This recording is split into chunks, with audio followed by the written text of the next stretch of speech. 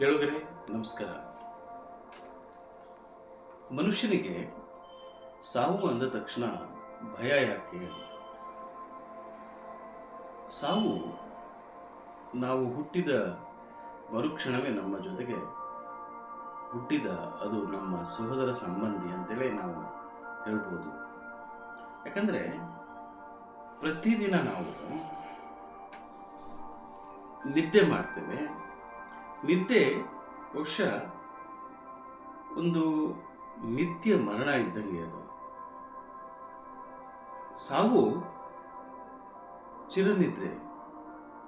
ನಿದ್ದೆ ಒಂದು ಕ್ಷಣಿಕವಾಗಿರ್ತಕ್ಕಂಥ ಸಾವಾದರೆ ಸಾವು ಒಂದು ಚಿರನಿದ್ರೆ, ಯಾವುದು ಶಾಶ್ವತವಾಗಿ ಮಲಗಿಬಿಡೋದು ಅಂತ ಅರ್ಥ. ಹಾಗಾಗಿ ಕೆಲವೊಮ್ಮೆ ನಾವು ಮಲಗಿದಾಗ ಬೇರೆಯವರು ಮಾತಾಡ್ತಾರೆ ನೋಡಿ, ಅಯ್ಯೋ ಸತ್ತಂಗೆ ಮಲಗಿದಾನಲ್ಲ ಅಂತ. ಅಷ್ಟು ಗಾಢವಾದ ನಿದ್ರೆಗೆ ಕೆಲವರು ಜಾರಿರ್ತಾರೆ.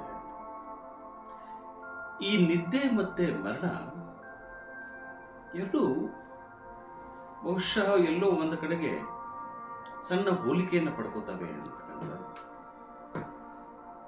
ನಾವು ಇಲ್ಲಿ ಒಂದು ಟೆಂಪ್ರವರಿ ಮನೆಯಲ್ಲಿ, ಶಾಶ್ವತವಲ್ಲದ ಮನೆಯಲ್ಲಿ ಬದುಕಿದ್ದೀವಿ.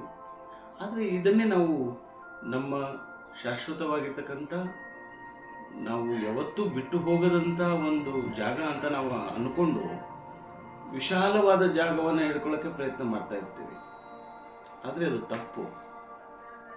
ಯಾಕಂದರೆ ಸಾವು ಬಂದಾಗ ನಾವು ಏನನ್ನೂ ಒಯ್ಯುವುದಿಲ್ಲ. ನಿದ್ದೆಯಲ್ಲಿ ನಿತ್ಯ ಮರಣ, ಎದ್ದ ಮೇಲೆ ನವೀನ ಜನನ. ನಿದ್ದೆಯಲ್ಲಿ ನಿತ್ಯ ಮರಣ. ನಾವು ಎದ್ದಾಗಲೇ ನಾವು ಬದುಕಿದ್ದೀವಿ ಅಂತ ನಮಗೆ ಗೊತ್ತಾಗೋದು. ಸೊ ಹೀಗಿದ್ದು ಕೂಡ ಮನುಷ್ಯ ಆಸೆ ಪಡ್ತಾನೆ. ಹೀಗಿದ್ದು ಕೂಡ ಮನುಷ್ಯ ಎಲ್ಲರಿಗೆ ಮೋಸ ಮಾಡ್ತಾನೆ. ತಾನು ಮಾತ್ರ ಸುಖವಾಗಿರಬೇಕು ಅಂತ ಬಯಸ್ತಾನೆ, ಹಪ್ಪಸ್ತಾನೆ. ಪುಕ್ಸಟ್ಟೆ ಅಂದರೆ ನನಗೂ ಇರಲಿ ನಮ್ಮ ಅಪ್ಪಗೂ ಇರಲಿ ಅಂತೇಳಿ ಬಾಚ್ಕೊಳ್ತಾನೆ, ತಬ್ಕೋತಾನೆ, ಎಲ್ಲದನ್ನು ಲೂಟಿ ಮಾಡೋ ಪ್ರವೃತ್ತಿಯನ್ನು ಹೊಂದಿದ್ದಾನೆ. ಸೊ ತಾನು ಹೋಗುವಾಗ ತಾನೇನು ಒಯ್ಯೋದಿಲ್ಲ ಅಂತ ಗೊತ್ತಾದರೂ ಕೂಡ ತನ್ನ ಮಕ್ಕಳಿಗೆ, ತನ್ನ ಮೊಮ್ಮಕ್ಕಳಿಗೆ, ತನ್ನ ಮುಂದಿನ ಜನ್ರೇಷನಿಗೆ ಅಂತೇಳಿ ಯಾಕೆ ಹಪ್ಪಸ್ತಾನೆ?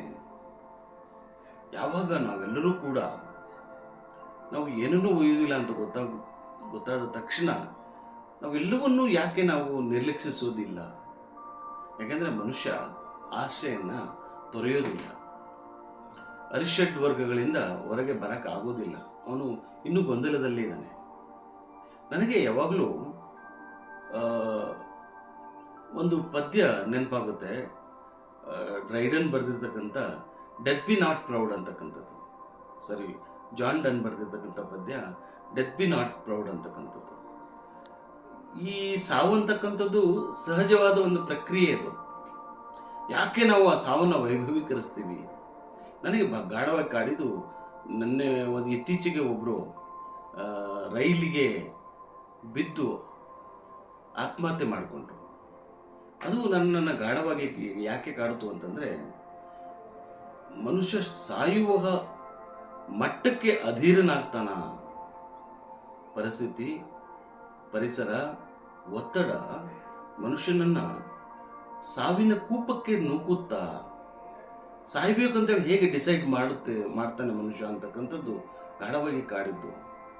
ಮತ್ತು ಈ ಸಾವು ಅಂತಕ್ಕಂಥದ್ದು ಎಲ್ಲದಕ್ಕೂ ಪರಿಹಾರ ಅಲ್ಲ.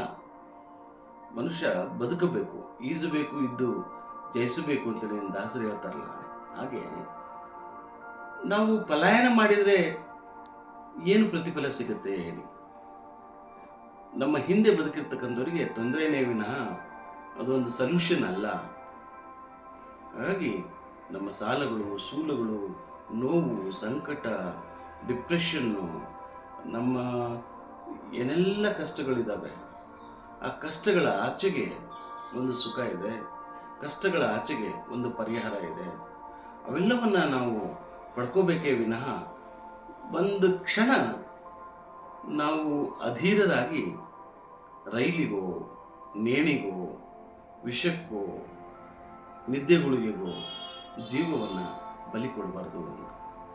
ಹಾಗಾಗಿ ನಾವು ನಮ್ಮಲ್ಲಿ ಎರಡು ಆತ್ಮಗಳಿದ್ದಾವೆ. ಒಂದು ಒಳ್ಳೆಯದನ್ನು ಹೇಳುತ್ತೆ, ಒಂದು ಕೆಟ್ಟದ್ದನ್ನು ಹೇಳುತ್ತೆ.